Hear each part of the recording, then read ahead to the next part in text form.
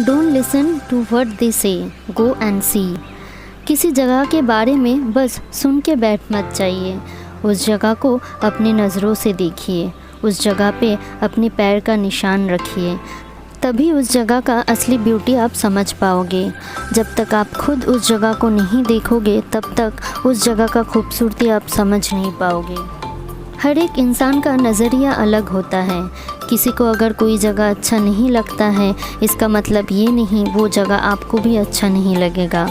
हो सकता है उस जगह का खूबसूरती आपका दिल छू ले। इसलिए हर एक जगह पे आप खुद जाइए और देखिएगा, इस दुनिया में ऐसा कोई जगह नहीं है जो आपको अच्छा नहीं लगेगा। हर एक जगह का उसका अलग ब्यूटी होता है। इसलिए कोशिश कीजिए इस छोटी सी ज़िंदगी में जितना हो सके ज़्यादा ट्रैवल कीजिए। हर एक नई जगह आपको एक नया मेमोरी देगा और आपकी लाइफ को और ज़्यादा इंटरेस्टिंग बनाएगा। इसलिए किसी का बात सुन के बैठ मत जाइए, खुद उस जगह को जाइए और एक्सप्लोर कीजिए। अभी के लिए मेरे साथ चलिए ऋषिखोला और मेरा ये वीडियो देख के झटपट प्लान बना लीजिए आपके ऋषिखोला का ट्रिप का। मेरे पिछले एपिसोड में मैंने आप लोगों को Zuluk, Nathang valley and Changu lake का जर्नी बताया था। छंगू लेक से जुलुक आने का रास्ता पूरा बर्फ़ की चादर में ढका हुआ था। अगर आप लोगों में से किसी ने वो वीडियो नहीं देखा है तो डिस्क्रिप्शन बॉक्स में उसका लिंक दिया हुआ है। उस दिन का पूरा जर्नी के बाद हम लोग नाइट स्टे करने के लिए आए थे पदमचेन में। पदमचेन का ये होटल बहुत खूबसूरत था, एकदम पहाड़ की ढाल में ये होटल था। हम लोग जब आए सामने बहुत अच्छा पहाड़ का नज़ारा दिखाई दे रहा था, लेकिन अचानक पूरा नज़ारा बादल में ढक गया। ये एक चीज़ हम लोगों ने बहुत अच्छा जुलुक में देखा है कि मिनटों में आप बादल में ढक जाएगा, आपका सामने का पूरा नज़ारा मिनटों में वो खुल जाता है। हम लोग यहाँ पहुँच के लंच कर लिए। थोड़ा शाम हो गया था लेकिन लंच करने के बाद यही था। ये हम लोगों का रूम, छोटा सा रूम है, साइलेंट वुड रिट्रीट ये होटल का नाम है। बहुत खूबसूरत सा रूम है और इसके सामने का नज़ारा बहुत खूबसूरत था। एकदम बेड में बैठ के आप ये नज़ारा देख सकोगे। नेक्स्ट डे मॉर्निंग जब आँख खुला तो दरवाज़ा खुलते ही एक खूबसूरत सा नज़ारा हम लोगों को गुड मॉर्निंग कहा। ये था हम लोगों के ट्रिप का डे 5। आज हम लोग ऋषिखोला जाने वाले थे। सुबह सुबह उठ के सामने ये नज़ारा देख के फिर से जाना है, ये सोच के ही मन ख़राब हो गया। लग रहा था यहाँ अगर एक दिन और बिता पाते। सामने का ये खूबसूरत नज़ारा, ये पंछियों की आवाज़ बहुत खूबसूरत लगा था ये पदमचेन। लेकिन यहाँ पे हम लोग ज़्यादा देर टाइम स्पेंड नहीं कर पाए। फिर भी जितना किए है उतना ही बहुत है। फिर नेक्स्ट कभी आएंगे यहाँ पे पूरा दिन स्पेंड करने के लिए।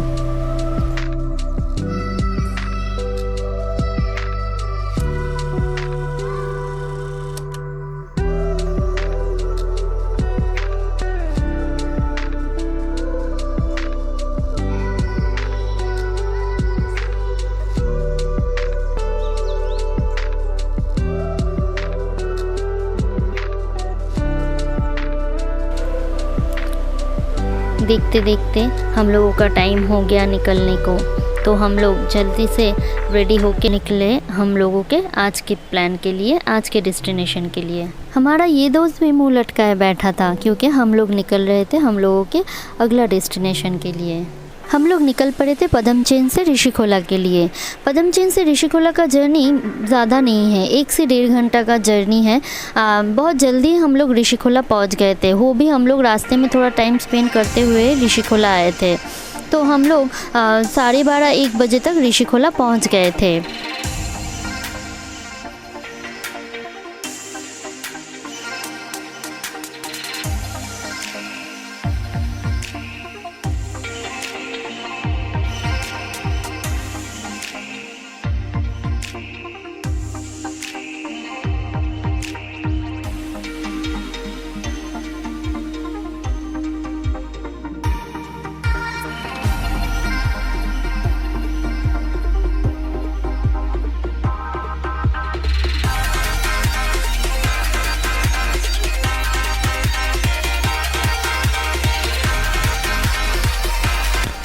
फाइनली हम लोगों को दिखाई देने लगा ऋषि रिवर। मुझे ये जगह बहुत पसंद आया था।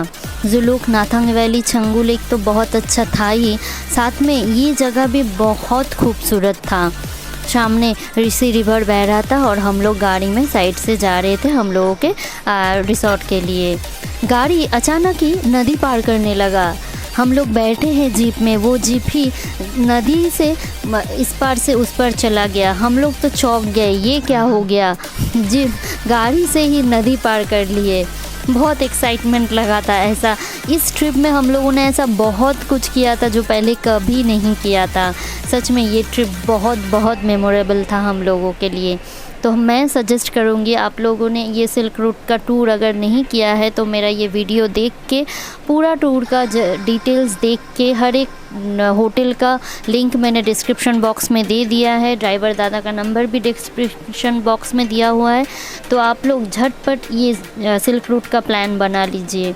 ये देखिए, फिर हम लोगों का गाड़ी ये रिवर क्रॉस करके वो दूर में हम लोगों का रिसोर्ट दिखाई दे रहा है, वहाँ पे जाएगा। हम लोग तो सोच ही नहीं पा रहे कि एक गाड़ी रिवर क्रॉस कर ले रहा है, वो भी हम लोग उसी गाड़ी में बैठे हैं। ये सब टीवी में ही दिखा था, रियल लाइफ में पहली बार हो रहा था, तो बहुत एक्साइटमेंट लग रहा था। इसीलिए मैं सजेस्ट करूँगी, बहुत कोई सिल्क रूट का ट्रिप प्लान करता है तो ऋषिखोला को इंक्लूड नहीं करता है, लेकिन मैं बोलूँगी ऋषिखोला को आप ज़रूर इंक्लूड कीजिए, क्योंकि ये जगह सच में बहुत अच्छा है। 1-2 दिन बिताने के लिए बहुत अच्छा जगह है ये।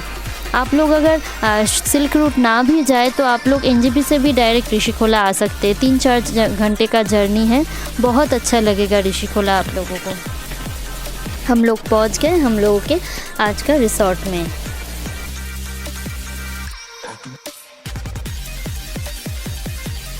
अगर ये वीडियो आप लोगों को अच्छा लग रहा है तो please like, comment and share कर दीजिएगा।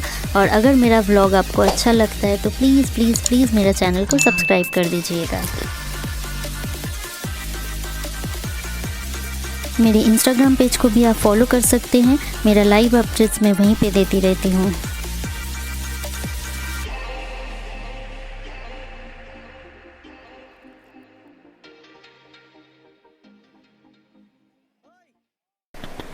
ये है ऋषिखोला का ऋषि रिवर रिसोर्ट।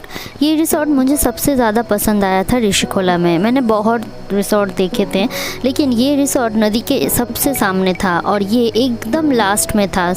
सारा रिसोर्ट क्रॉस करने के बाद ये रिसोर्ट है, इसके बाद कोई और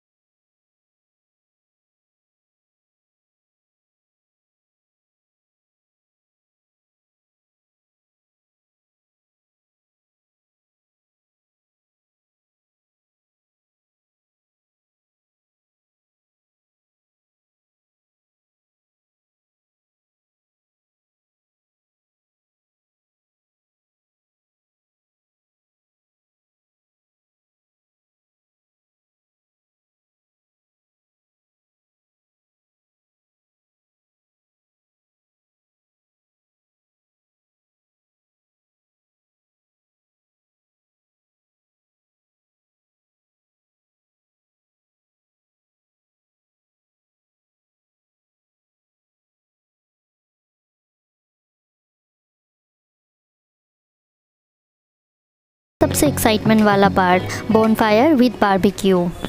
अगर आप लोग यहाँ पे बारबेक्यू करना चाहते हैं तो आप लोग जब रिसॉर्ट में पहुँचेंगे तभी यहाँ के केयरटेकर को बोल दीजिएगा, क्योंकि यहाँ पे सामान लेके आने का बहुत दिक्कत है, क्योंकि कुछ भी लाना पड़ता है तो वो पहाड़ के ऊपर से लाना पड़ता है। तो आप लोग अगर जल्दी बताएंगे तब वो लोग अरेंज कर पाएंगे, नहीं तो वो लोग शाम होते ही वो लोग अरेंज नहीं कर पाएंगे।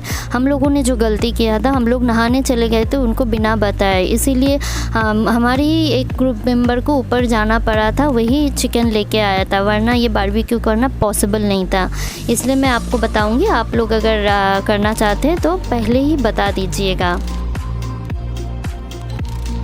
बहते हुए नदी के सामने बैठ के बारबेक्यू, वो शाम कुछ अलग ही था। हल्के से गाना चल रहा था और हम लोग एंजॉय कर रहे थे बारबेक्यू। और हम लोगों के एक भैया है, वो बारबेक्यू बहुत अच्छा बनाते, उन्हीं के ऊपर पूरा डिपार्टमेंट था, तो उन्होंने बहुत अच्छा बारबेक्यू बनाया था। अभी भी वो शाम बहुत याद है।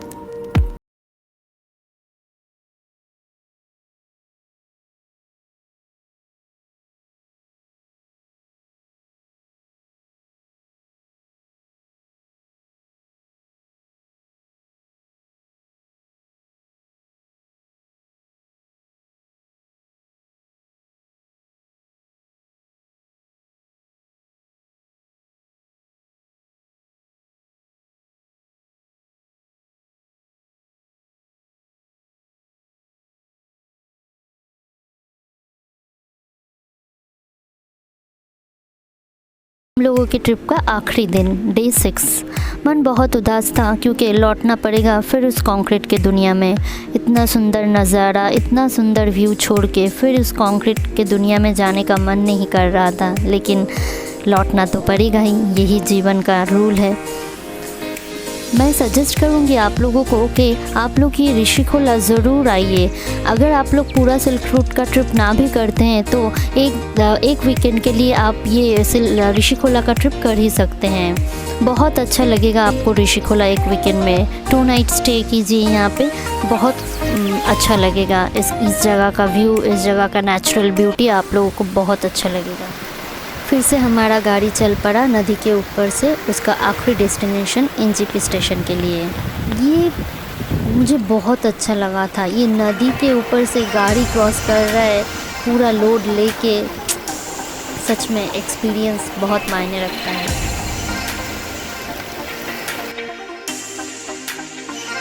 ऋषिकोला को गुड बाय करके हम लोग निकल पड़े एनजेपी के लिए। रात 8 बजे का ट्रेन था हम लोगों का, इसलिए हाथ में बहुत टाइम था, तो ड्राइवर दादा बोले चलिए नज़ारे का मज़ा लेते लेते एनजेपी को बाय बाय कीजिए।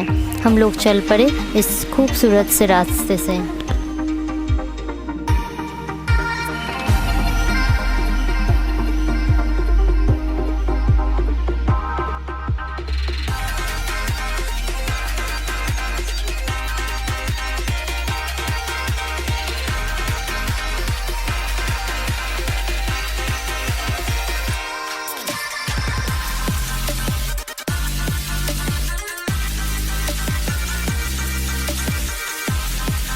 रास्ते में एक जगह देखे रिवर राफ्टिंग हो रहा था, वहाँ पे कॉस्टिंग पूछे, यहाँ पे एक बोट का 6% का 4000 लेते हैं।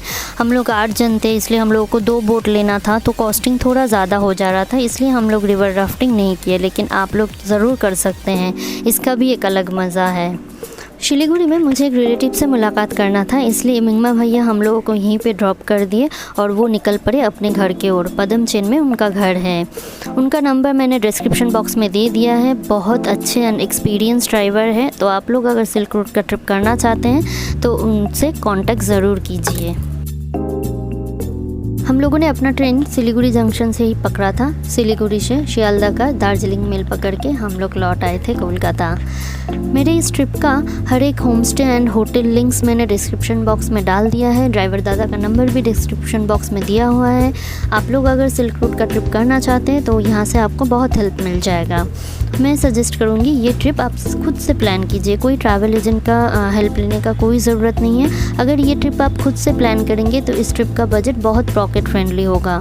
चलिए, आप लोगों को बहुत इंतज़ार करवाया, अब बताते हैं मेरा इस ट्रिप का बजट डिटेल्स। मेरे इस ट्रिप का पर पर्सन का बजट था 7,500। हम लोग 8 मेंबर थे इस ग्रुप में। इस बजट में से ट्रेन फेयर लगा था 670 rupees up and down sleeper class का फेयर। उसके बाद हम लोगों ने जो कार हायर किया था वो कार पर डे 3,200 करके लिया था 6 दिन के लिए। इस हिसाब से हम लोगों को पर पर्सन 2,400 पे करना पड़ा था गाड़ी के लिए। सिलीरी गांव में हम लोगों ने जो होम स्टे लिया था उस होम स्टे का फूडिंग एंड लॉजिंग का पर पर्सन का चार्जेस था 900 रुपीज़। और मनकिम में हम लोगों ने जो होम स्टे लिया था उस होम स्टे का फूडिंग एंड लॉजिंग का पर पर्सन का चार्जेस था 800 रुपीज़। ये जो फूडिंग एंड लॉजिंग का सिस्टम होता है उसमें आपको दोपहर का लंच, शाम का स्नैक्स, रात का डिनर एंड नेक्स्ट डे का ब्रेकफास्ट मिलता है। हम लोगों ने जुलुक में जो होम स्टे लिया था वो भी फूडिंग एंड लॉजिंग था 850 रुपीज़। और पदम चेन में जो होम स्टे लिया था उसका चार्जेस था फूडिंग एंड लॉजिंग पर पर्सन 900 रुपीज़। एंड ऋषिकोला में भी जो हम लोगों ने रिसोर्ट लिया था उसका भी फूडिंग एंड लॉजिंग का चार्जेस था 800 रुपीज़। और मैंने कुछ एक्स्ट्रा अमाउंट पकड़ के रखा था यहाँ वहाँ का खर्चे के लिए, तो उस हिसाब से मेरे इस पूरे ट्रिप का बजट होता है 7,500 रुपया पर पर्सन के लिए। तो बहुत पॉकेट फ्रेंडली बजट में आप एक सुंदर सा डेस्टिनेशन घूम सकते हैं। बहुत कुछ देखने को मिलेगा आपको इस ट्रिप में, तो ये ट्रिप ज़रूर कीजिए। झटपट मेरा डिस्क्रिप्शन बॉक्स से सब होटल का लिंक और ड्राइवर नंबर एंड बजट का डिटेल्स देख के अपने लिए एक खूबसूरत सा ट्रिप प्लान कर लीजिए। मेरा सिल्क रूट का ट्रिप यहीं पे ख़त्म होता है और आज का एपिसोड भी मैं यहीं पे ख़त्म करती हूँ। फिर मिलेंगे नेक्स्ट एपिसोड में कोई दूसरी जगह का खोज लेके।